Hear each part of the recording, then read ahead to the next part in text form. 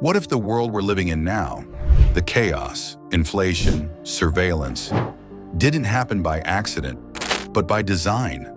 And what if the starting point wasn't September 11th, or the pandemic, or even the rise of big tech, but 1971? Because that's the year everything changed. That's the year the foundation of global power quietly shifted. The year the US dollar, and by extension, the world economy, was cut loose from reality. No more gold, no more limits. Just paper, promises, and manipulation. Since 1971, the world hasn't gotten better. It's been in free fall. And if you follow the timeline from that moment to today, you won't just find decline. You'll find a coordinated collapse. Let's go back. August 15, 1971. President Richard Nixon goes on TV and says, "I have directed Secretary Connally to suspend temporarily the convertibility of the dollar into gold." Translation: the dollar was no longer backed by anything real. Money became whatever they said it was, a fiat currency, created by banks, printed by governments, inflated at will. That single move triggered a chain reaction we're still living through. Before 1971, you couldn't just print infinite money. The gold standard kept greed and corruption in check. After 1971, all bets were off. The Federal Reserve printed like crazy. Debt exploded, spending went wild, and those closest to the money printer got stupid rich.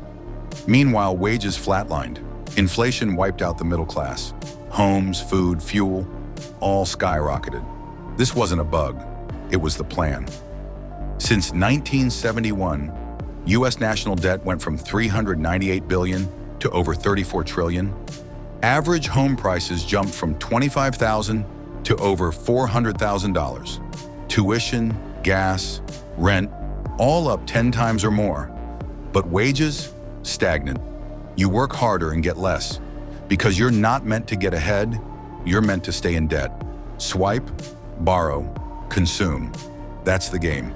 And it started in 1971. Let's zoom out. Before 1971, global currencies were tied to the US dollar, which was tied to gold. After 1971, that system broke, and chaos followed. Now every country could print, inflate, and manipulate their way through the economy. Corporations offshored labor. Governments chased debt-driven growth. Nations became casinos, and greed went global. Manufacturing collapsed. Inequality exploded. Debt became the fuel of progress. Everything became fake, from the markets to the media. But nobody stopped it, because the rich were getting richer. Want to know why September 11th really mattered? After ditching gold, the US needed something new to keep the dollar on top. Enter the petrodollar. America made a deal with Saudi Arabia. Price your oil in US dollars and we'll keep you safe. That deal became the backbone of US dominance. But if you threatened it, you got wrecked. Iraq tried selling oil in euros. War, Libya tried launching a gold-backed currency. Gaddafi dead. Iran? Sanctions for decades. 9/11 gave the excuse for endless war and spending. All while defending a fake money empire that couldn't survive scrutiny. Then came 2008. The financial system collapsed under the weight of its own lies. Instead of letting it reset, what did they do? They printed more. Quantitative easing. Trillions out of thin air. Bailouts for the banks that caused the crisis. And the people? Lost jobs, lost homes, lost hope. While Wall Street popped bottles, fast forward to 2020. A pandemic hits, lockdowns roll in, and guess what? They printed again. $6 trillion dropped into the economy. They claimed it was for you, but most of it went to corporations, not regular people. It went to BlackRock, Big Pharma, Silicon Valley. While you were locked down and distracted, they rewrote the rulebook. Remote work, digital IDs, QR codes, CBDCs. A test run for the next phase, total control, and it all traces back to 1971.